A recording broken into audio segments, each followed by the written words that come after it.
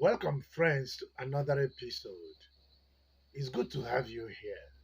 This is VERYPLENTTTY.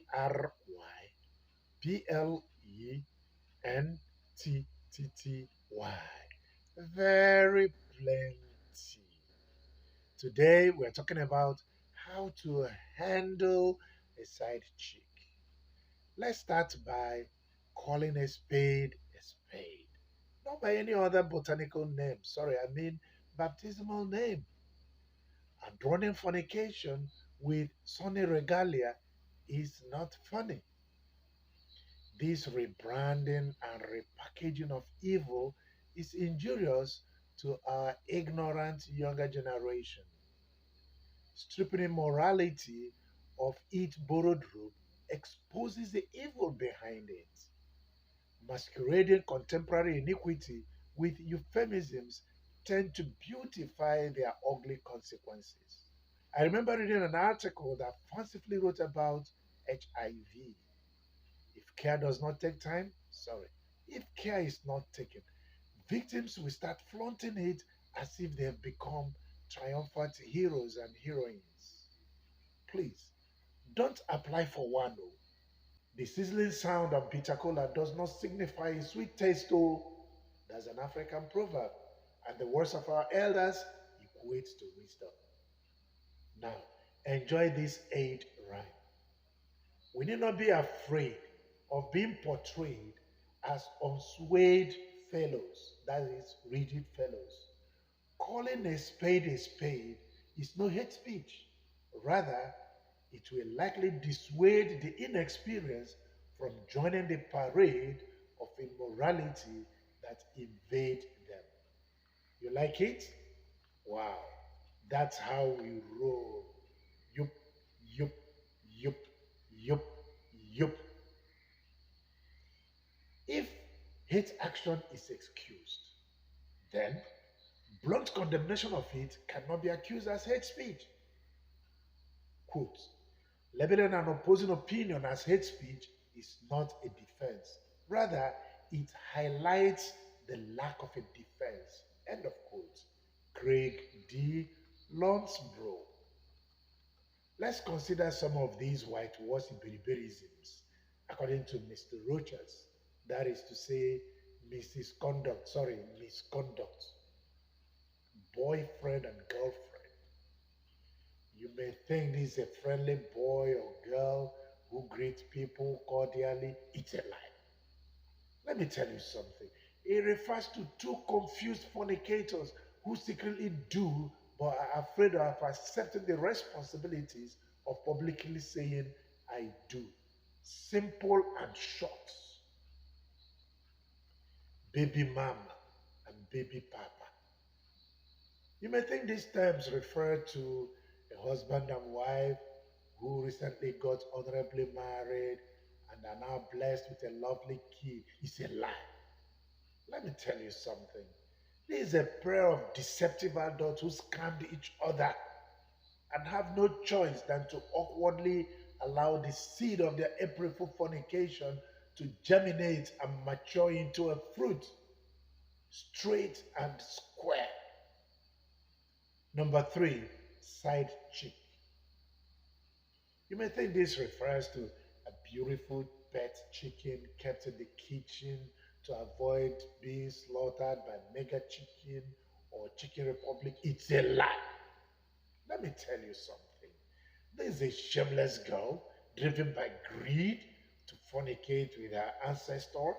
She forgets that chick is an abbreviation for chicken and that it rhymes with kitchen where chicken is cooked and seasoned. She will soon be taught the difference between welfare and warfare when the man's wife prepares chicken pepper soup for her wedding anniversary. She will then know on whose farm she's been fetching firewood. Another African proverb. She, that's the man's wife, will show her the toilet where she can mess without consequences instead of messing with her. That's how to handle a side chick. Pure and plain. I remember back in the days when we used to call it pump and play. Sugar mommy and sugar daddy.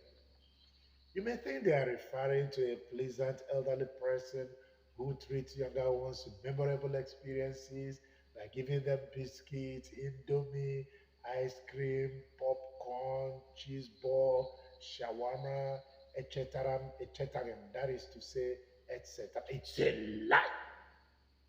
Let me tell you something. They are referring to an unscrupulous rascal ancestor who gives nothing but corruption and ruin to his or her downstream generation. Crisp and clear. Number five, having an affair. You may think that talking about their appointment with the CEO to discuss the affairs of the company, it's a lie. Oh. Let me tell you something. They are talking about their prey or extramarital cheating propensity, that is, tendency, precise and concise. Runs girl and runs boy. You may think they are talking about a girl or a boy jogging in preparation for Olympic competition. It's a lie. Let me tell you something. She's running to nowhere of value. She's not by any measure an athlete. She is a wholesaler of immoral pleasure, only in a hurry to run jump from one fellow decadent customer to another. Correct and direct. Number seven, hook up. You may think this term refers to a situation where she or he goes to a river to catch fish with a hook and throw it up. It's a lie. Let me tell you something. There is a situation where the coordinator of pleasure hawkers send his or her recruit to customers to for immoral behavior, point and kill. Sorry, point blank. You may know more.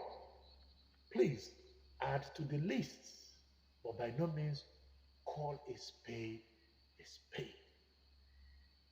Let's change the narrative and reconstruct the headline. Even if you think our impact is infinitesimal, that is tiny, at least we try. The youth you are saving may be you. Sorry, yours, I mean. You'll observe that our presentations are garnished with rhymes and riddles, idioms and axioms, jokes and quotes, proverbs and vocabs, very plenty. You may wish to type at very plenty in the search section and watch other episodes. Making sense in a lighter mood makes assimilation seem seamless. Very plenty. Don't forget to remember your subscription is a progress prescription. And when you have subscribed, don't forget to slap the notification button on our behalf so that when we drop, you will grab.